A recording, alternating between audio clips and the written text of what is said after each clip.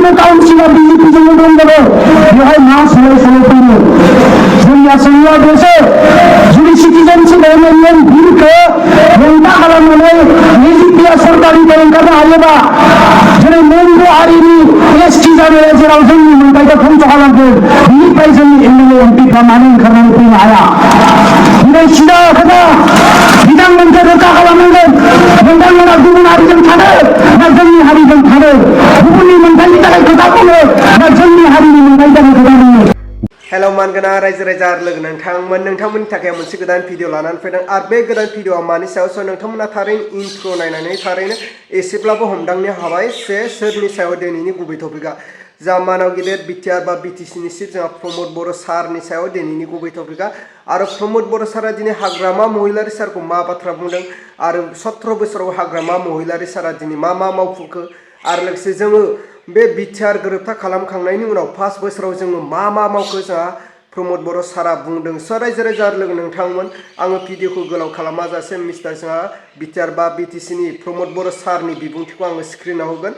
रायजो राजा लोगो नोंथांमोना फुल जोबजासे नायलांबानो जाबाय जोंहा मानाव गेदेर बिटिआरनि चिफ प्रमद बर' सारा दिनै हाग्रामा महिलारि सारखौ मा बाथ्रा बुंदों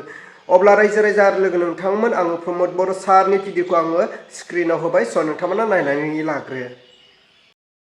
हाग्रामा महिलारि बिथांनि खोथाफ्रा गासैबो नंखाय आरो बेबायदिनो खोथा बुंनानैनो बिथाङा राजखान्थि खालामबोदों।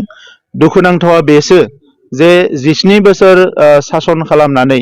आरो बिनि सिगाङाव माखासे बोसोर रिभलिउसन खालामनानै दिनैसिमबो बिथाङा जे उन्दै मानसिफोरबायदि खोथा बुङो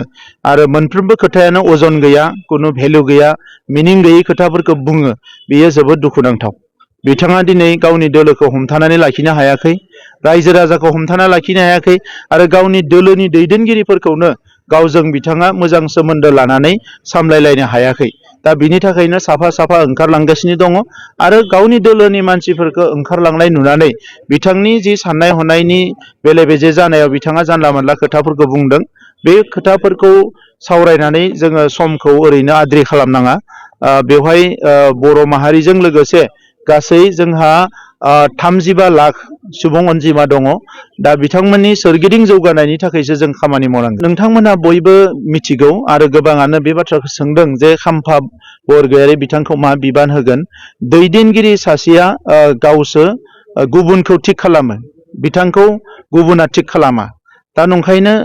बिथाङा दैदेनगिरि हिसाबै फैदों दैदेनगिरि हिसाबै दैदेनगोन। बिटिआर ओनसोलनि जेंनाफोरखौ बिथाङा मिथिगौ हारि माहारिनि जेंनाफोरखौ मिथिगौ रांखान्थि समाजखान्थि गुबुन गुबुन जेंनाफोरखौ बिथाङा मिथिगौ दा बे हिसाबै जि खामानिखौ बिथाङा बिपिएफ दोलोआव थाना मावनो हायाखैमोन बेखौ इउपिपिएल दोलोआव फैनानै गोख्रोङै मावलांनो हागोन आरो इउपिपिएल दोलोआ अरायबो सासे गोरों सुबुंखौ मान होयो गोरों सुबुंखौ अराय सम जों हास्थायो आरो गोरों सुबुंफोरनि जि थट्स एन्ड आइडियास कालेक्टिभ आइडियासफोरखौ लानानै दावगालांनायखौनो जों लुबैयो। अब्ला मानाव गेदेर रायजो राजा लोगो नोंथांमोना थारैनो खोनाखाबाय आरो बुजिखाबाय आरो मिन्थिखाबाय जोंहा मानाव गेदेर बिटिआरनि चिफ प्रमद बर' सारनि टपिकखौ बा बिबुंथिखौ दिनै प्रमद बर' सारा दिनै हाग्रामा महिलारि सारखौ बुंदों जे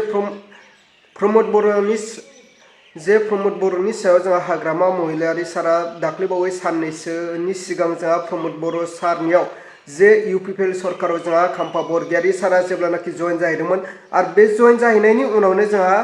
हाग्रामा महिलारि सारा बुंदों जे साम्बादिकफ्रा सोंदोंमोन जे आङो खाम्फा बरगयारि सारखौ आङो सिआइडि महरैसो इउपिपिएल दोलोआव थिनहरदों आरो खाम्फा बरगयारि होन चन्दन ब्रह्म होन बिथांमोना आंनि सिआइडि इउपिपिएलआव थांनानै सिआइडि खालामहैदों होननाय बाथ्रानि सायावनो जोंहा खेंफोरथि होफैदों जोंहा मानाव गेदेर बिटिआरनि चिफ प्रमद बर' सारा जे आल्टु फाल्टु गोरलै गथ'नि बाथ्राखौनो बिथाङा बुंबाय थायो दासिमबो सोलायनाय फैयाखै हाग्रामा महिलारि सारा आरो 17 बोसोराव बेबायदिनो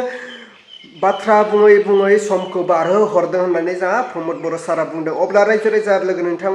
नोंथांमोना थारैनो बाथ्राखौ बुजिखाबाय दा नोंथांमोना बेखौ कमेन्टनि गेजेरजों फोरमायहरबानो जाबाय जे थारैनो बाथ्राया बेसेबां सैथो प्रमद बर' सारनि बुंनाय बाथ्राया। अब्ला रायजो राजा लोगो नोंथांमोन आङो दिनैनि भिडिअखौ बेखिनियावनो फोजोबबाय। भिडिअखौ मोजां मोनदोंब्ला लाइक खालाम आरो चेनेलखौ मोजां मोनदोंब्ला साबस्क्राइब खालामनानै होबानो जाबाय।